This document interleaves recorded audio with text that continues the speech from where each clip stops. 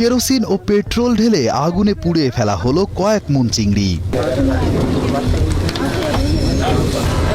পরবর্তীতে গাড়ির চাকার তলায় পিষ্ট করা হয় পুড়িয়ে ফেলা সব বাগদা চিংড়ি।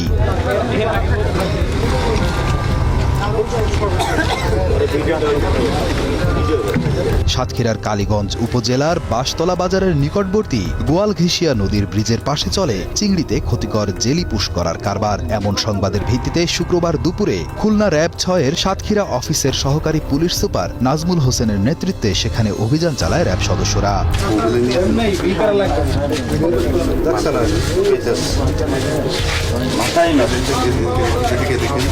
অভিযানে ৪ জন ব্যবসায়ী ও ১২ জন নারী শ্রমিককে আটক করা হয়। সেই সাথে জব্দ করা হয় ৭০০ কেজি জেলি পুষ্কৃত চিংড়ি ও পুশ করার কাজে ব্যবহৃত কয়েকটি সিরিঞ্জ এবং পানি মিশ্রিত ময়দা। আজকে গোপন সূত্রে সংবাদ পেয়ে আমরা একটা টিম নিয়ে এই কালীগঞ্জের এই এলাকায় আসি।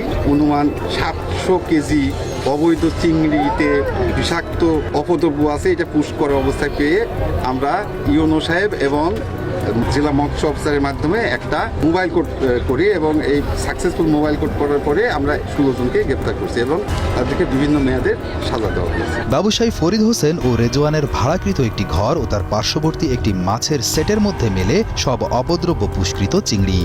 কতদিন ধরে করেন আপনারা এগুলো? 6 দিন। র্যাবের উপস্থিতি টের পেয়ে পালিয়ে যায় মাছ ব্যবসায়ী রেজওয়ান সহ ২ জন।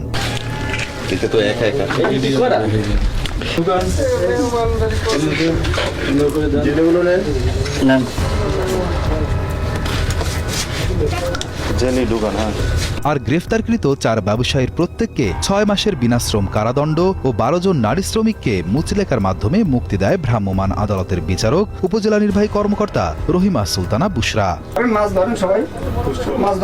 এ ধরনের অভিযানে সবসময় জেলা মৎস্য অধিদপ্তর পাশে আছে বলে জানান কালীগঞ্জ উপজেলার জ্যেষ্ঠ মৎস্য কর্মকর্তা মোহাম্মদ নাজমুল হুদা। আমরা এখানে এসে একটি অভিযান করি।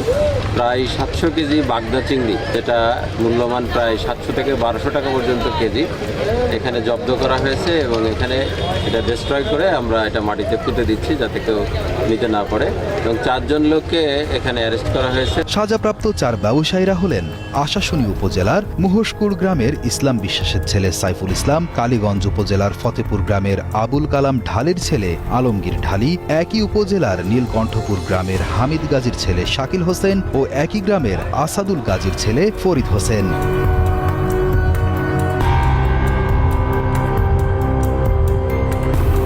সাজাপ্রাপ্ত ৪ ব্যবসায়ী জেলা কারাগারে রয়েছে বলে জানান জেলা পুলিশ।